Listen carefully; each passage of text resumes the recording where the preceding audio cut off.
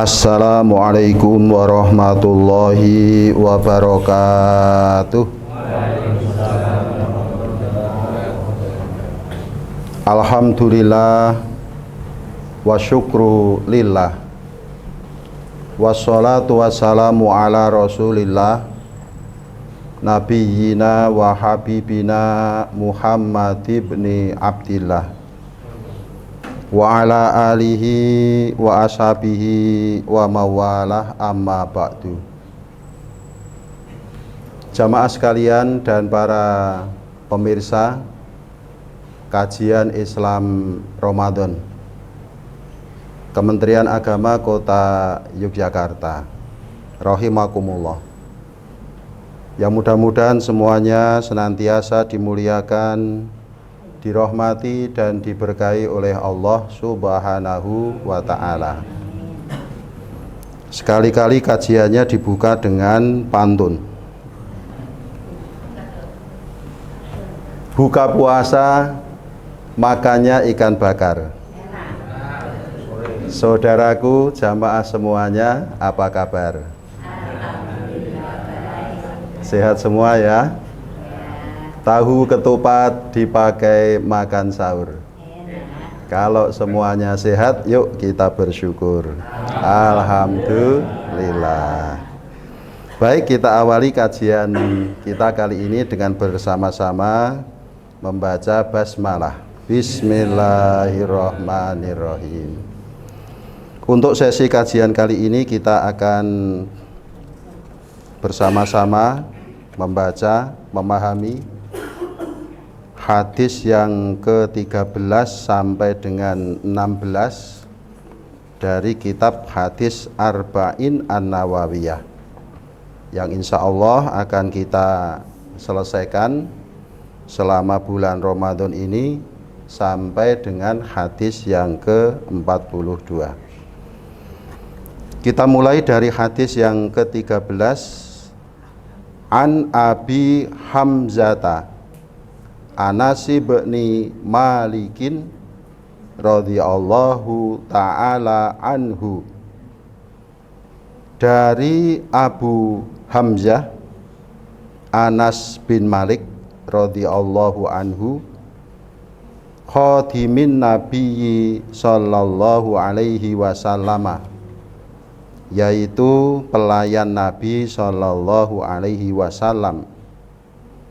Anin Nabiyyi sallallahu alaihi wasallam, dari Nabi sallallahu alaihi wasallam, qala, beliau berkata,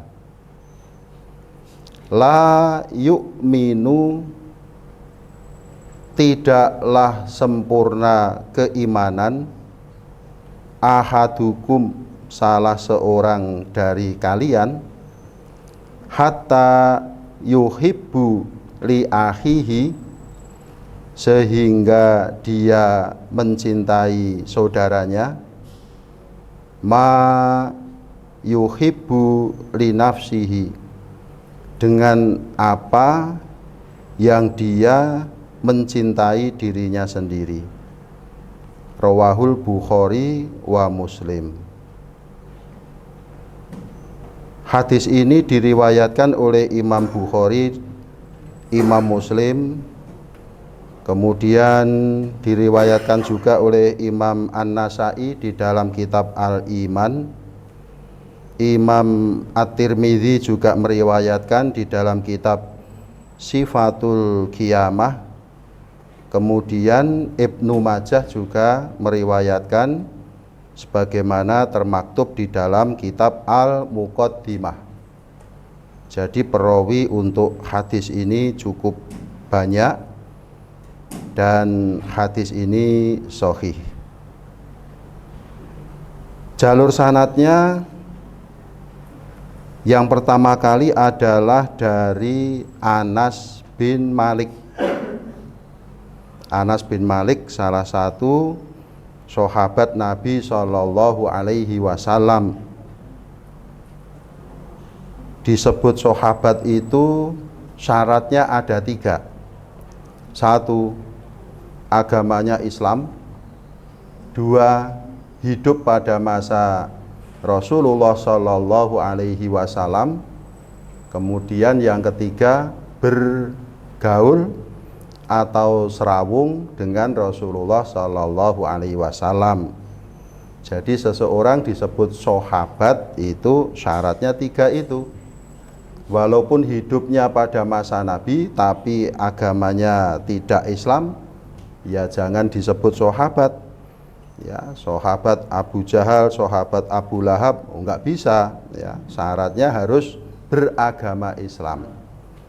Kemudian juga bergaul atau serawung, karena ada juga sekalipun hidupnya dalam satu masa tapi tidak pernah bertemu. Kalau sahabat itu harus pernah bertemu dengan Nabi Shallallahu Alaihi Wasallam. Anas bin Malik ini bukan lagi pernah bertemu, tetapi memang kesehariannya Anas bin Malik ini adalah dengan Nabi Shallallahu Alaihi Wasallam, karena memang dia itu sama ibundanya dititipkan untuk ngenger, bahasa Jawanya, membantu Nabi Shallallahu Alaihi Wasallam. Maka di dalam hadis ini disebutkan tadi khodimin Nabiyyi Shallallahu Alaihi Wasallam, khodam, pembantu, pelayannya Nabi Shallallahu Alaihi Wasallam. Jadi Anas bin Malik ini memang mengabdikan hidupnya untuk melayani Rasulullah Shallallahu Alaihi Wasallam. Jadi nama aslinya Anas bin Malik bin An-Nadhr bin Al-Ansori Al-Khazraji An-Najjari. Nah, berarti dia ini orang Ansor karena Al-Ansori. Kalau kita di Madinah ada orang namanya memakai Al-Ansori, oh berarti dia orang asli Madinah.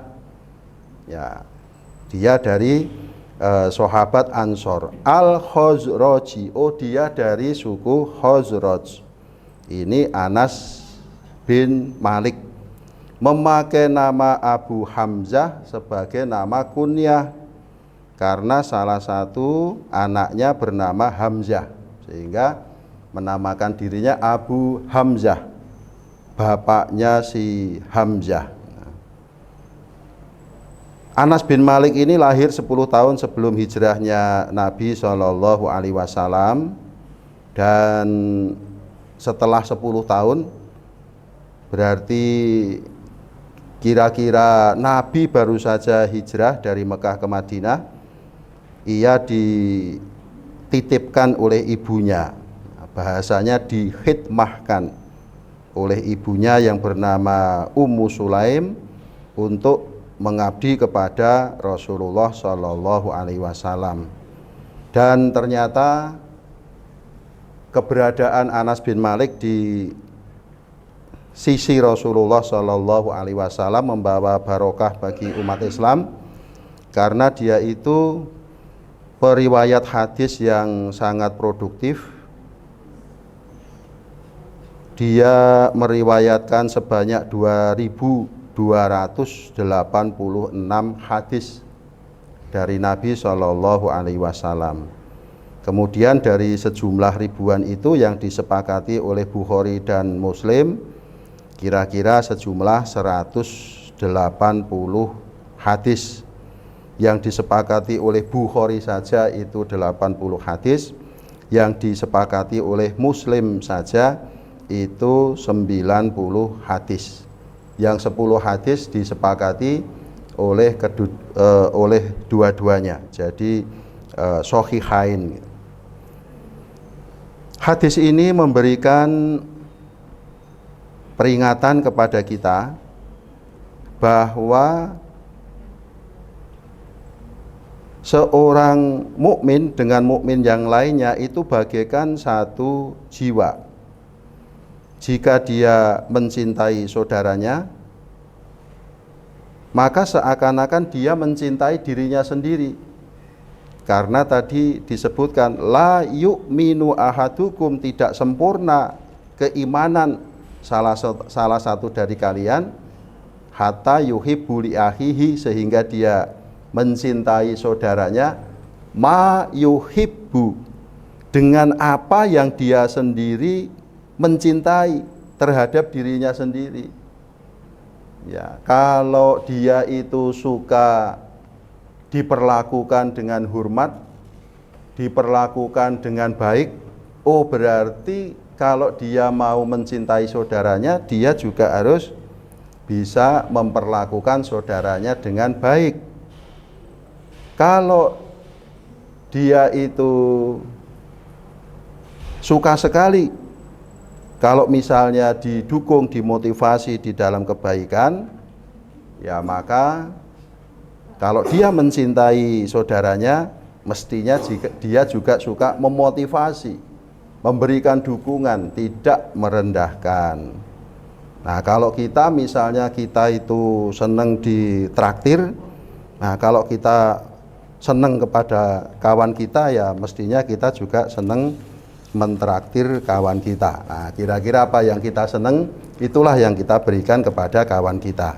Nah, jadi ukurannya adalah diri kita sendiri. Saya senang diperlakukan seperti ini, maka ketika saya memperlakukan orang lain pun, saya juga dengan cara yang bagaimana saya itu senang diperlakukan oleh orang lain.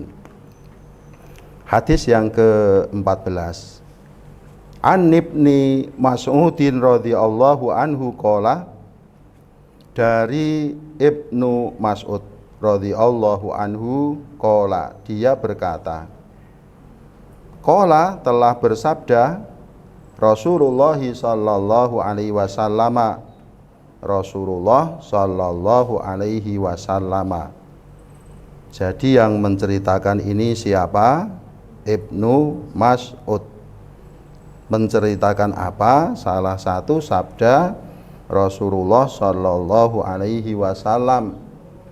Sabda Nabi seperti apa? Ini yang menjadi matan atau menjadi konten, menjadi isi dari hadis ini. La yahillu dammum ri'in, la yahillu damu imri'in. La yahillu, tidak halal, damum ri'in, darah seseorang, muslimin, seorang muslim, illa, kecuali, biihda salasin, dengan satu dari 3 kategori, satu dari 3 hal. Tidak halal darah seorang muslim kecuali disebabkan oleh salah satu dari 3 hal. Apa itu? Yang pertama, as-sayyibu, orang yang sudah menikah. Az-zani, tetapi dia juga berzina. Yang kedua, wan nafsu bin nafsi, jiwa dengan jiwa. Artinya ini hukuman kisos, karena hukuman di dalam syariat Islam itu adalah seperti yang dia perbuat pada korban. Kalau dia memukul kepala, gantian dipukul kepala. Kalau dia mematahkan tangan kanan, gantian dia dipatahkan tangan kanan. Kalau dia mematahkan kaki kiri, gantian dipatahkan kaki kirinya. Kalau dia membunuh, gantian dibunuh. Jiwa dengan jiwa. An-nafsu bin nafsi. Yang kedua. Alasan yang ketiga, wattariku lidinihi, yaitu karena meninggalkan agamanya, keluar dari agama Islam alias murtad. Al-mufariku lil jamaati, yaitu memisahkan diri dari jamaah kaum muslimin. Nah, ini 3 hal yang menjadi penyebab la yahillu damum ri'im muslimin, tidak halal darah seorang muslim kecuali 3 sebab tadi. Yang pertama as-sayyibu az-zani, tentu saja setelah dia bertaubat hal ini tidak berlaku. Wan nafsu bin nafsi, yaitu hukum kisos. Kalau korban atau keluarganya memaafkan, maka hukuman itu pun menjadi gugur. Kemudian wattariku lidinihi, keluar dari agama Islam, murtad, tentu saja kalau dia sudah kembali kepada agama Islam, maka ketentuan atau hukuman ini pun menjadi batal untuk dilaksanakan. Jamaah sekalian dan para pemirsa kajian Islami, hadis yang baru saja kita baca tadi diriwayatkan oleh Abdullah bin Mas'ud, lahirnya tahun 596 Masihiyah atau Masehi, kemudian meninggalnya tahun 653. Jadi Ibnu Mas'ud ini usianya 59 tahun. Dan dia adalah sahabat Nabi yang istimewa karena merupakan as-sabiqunal awwalun, orang yang pertama kali masuk Islam, kemudian mengikuti dakwahnya Nabi sejak di Mekah sampai ke Madinah, dan dia termasuk salah satu orang yang disebut oleh Rasulullah yang dijamin masuk surga. Kemudian hadis yang ke-15. An Abi Hurairah radhiyallahu anhu qala, dari Abu Hurairah radhiyallahu anhu dia berkata, qala Rasulullah sallallahu alaihi wasallam, telah bersabda Rasulullah sallallahu alaihi wasallam. Hadis ini asalnya adalah dari Abu Hurairah, juga salah seorang sahabat Nabi.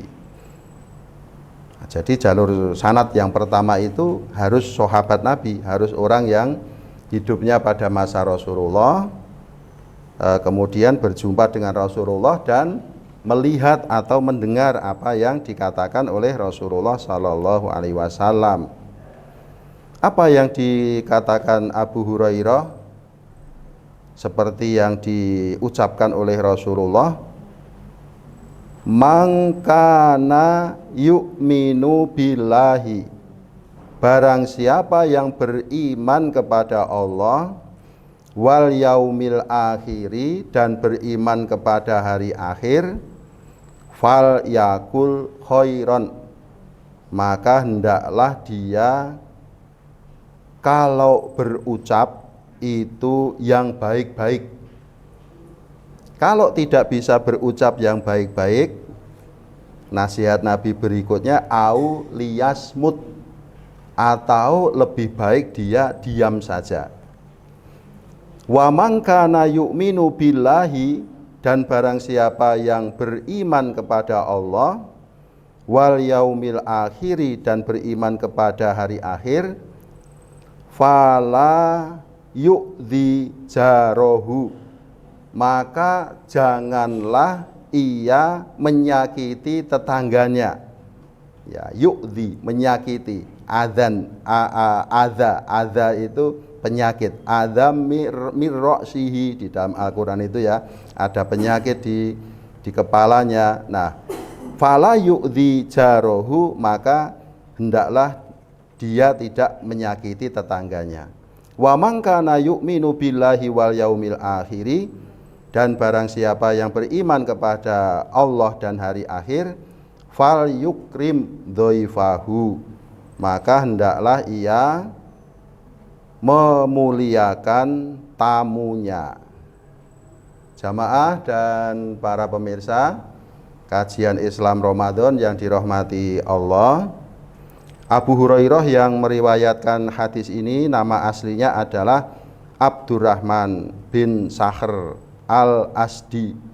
Ya, Sakhr itu Sohr ya, kalau di tulisan aslinya, di transliterasi Latin menjadi Sakhr. Abdurrahman bin Sakhr al-Asdi, lahirnya 21 tahun sebelum Hijriah.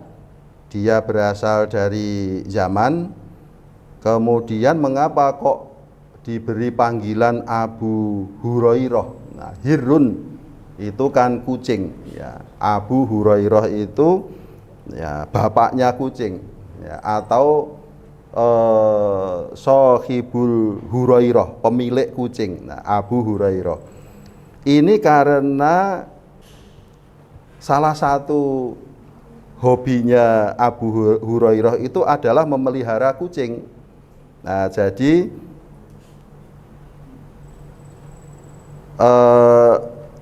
Abdurrahman bin Sakhr tadi karena ini termasuk cat lover pada zamannya, ya maka kemudian orang-orang menyebutnya Abu Hurairah ini kok kemana-mana bawa kucing, kemana-mana nenteng kucing ya.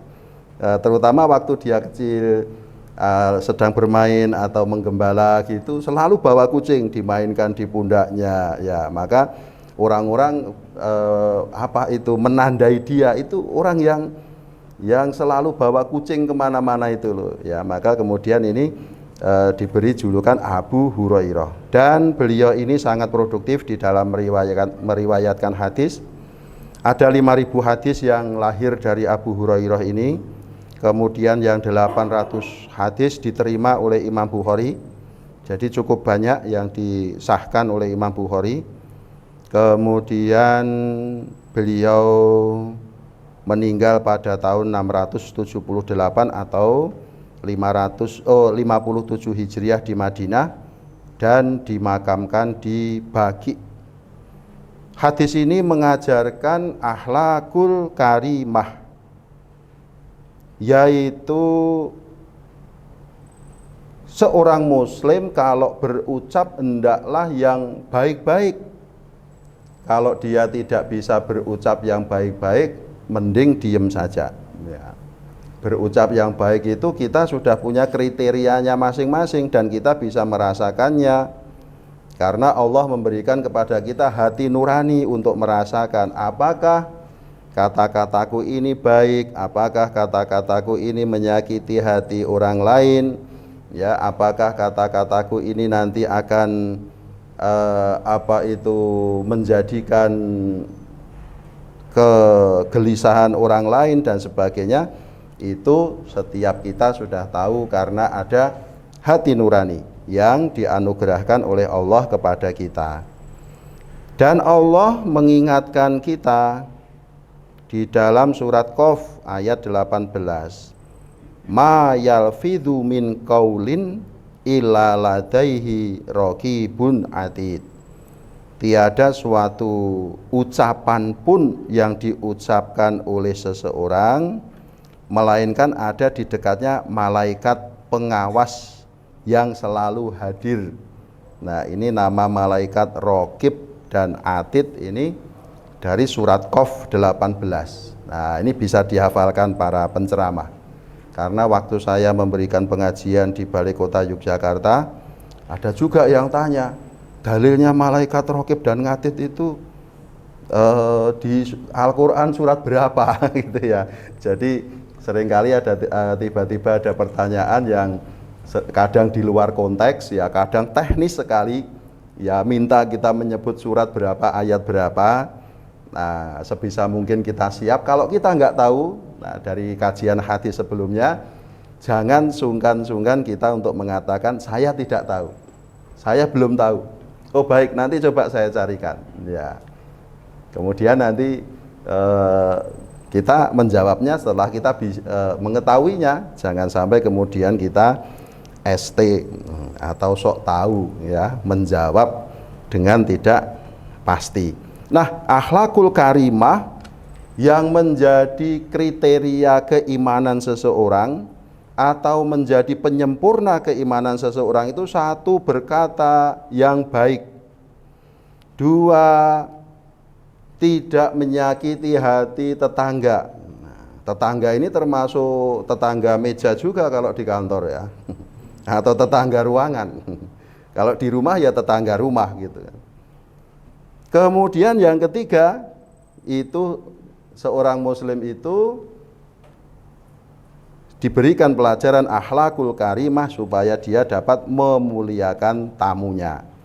Tetapi pada sisi yang lain, tamu pun juga harus tahu diri terhadap tuan rumahnya. Ya, tamu kok datangnya jam 11 malam. Wah, jelas secara etika bertamu ini tidak sesuai dengan etika yang berlaku. Baik, kemudian hadis terakhir atau hadis ke-16 pada sesi kajian kita kali ini masih dari Abu Hurairah. An Abi Hurairah radhiyallahu anhu, dari Abu Hurairah radhiyallahu anhu, anna rajulan, bahwasanya seorang laki-laki. Ya, rajulan, tidak disebutkan siapa laki-lakinya itu karena ini isim nakiroh, sehingga rajulan, seorang laki-laki. Nah, Abu Hurairah cukup menyebut demikian karena point of view-nya bukan siapa laki-laki itu, tetapi apa yang terjadi perbincangan antara laki-laki itu dengan Rasulullah Shallallahu Alaihi Wasallam. Rojulan, seorang laki-laki. Kola, dia berkata atau dia bertanya.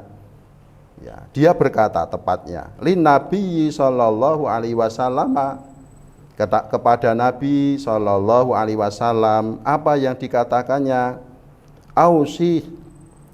Ausini, nasihatilah aku.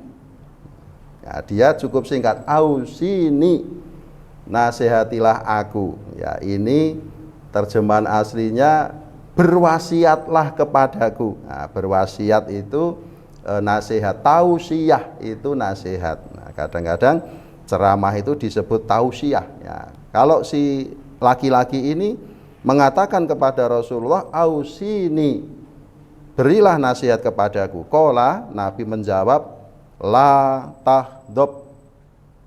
Jawaban Nabi pun singkat, jangan marah.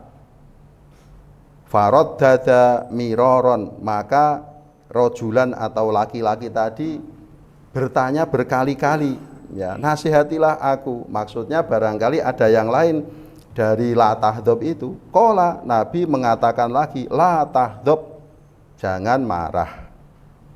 Hadis ini diriwayatkan oleh Imam Bukhari dalam kitab Al-Adab. Ini adalah anjuran bagi setiap muslim untuk memberikan nasihat dan mengenalkan perbuatan-perbuatan kebajikan. Nah, orang tua kepada anak itu relevan untuk memberikan nasihat, kemudian menanamkan mengenai hal-hal yang berupa kebajikan, menambah wawasan ilmu yang bermanfaat, memberikan nasihat yang baik. Kalau Nabi diminta nasihat, kali ini yang dinasihatkan Nabi kepada seseorang itu la tahdab, jangan marah. Nah, konteksnya seperti apa? Mungkin yang bertanya itu orangnya suka emosional gitu, tapi tidak dijelaskan oleh Abu Hurairah. Tetapi ini menjadi nasihat umum bagi umat Islam supaya kita tidak mudah marah. Karena bisa menahan amarah itu artinya kita ada pengendalian diri, maka namanya menahan amarah. Menahan amarah itu mestinya marah tetapi tidak marah. Mestinya marah, wong diusilin sama orang lain, tapi enggak marah. Kalau mestinya marah dan dia akhirnya marah juga, berarti dia tidak menahan amarah. Yang aneh itu enggak ngapa-ngapain kok marah. Mudah-mudahan tidak ada yang tersinggung. Cukup sekian, semoga bermanfaat. Kita akhiri dengan membaca hamdalah. Alhamdulillahirabbil alamin. Selamat melanjutkan puasa kita sampai tibanya waktu berbuka. Mudah-mudahan Allah ridho memberikan pahala kepada kita. Allahumma amin. Mohon dimaafkan semua kesalahan. Wassalamualaikum warahmatullahi wabarakatuh.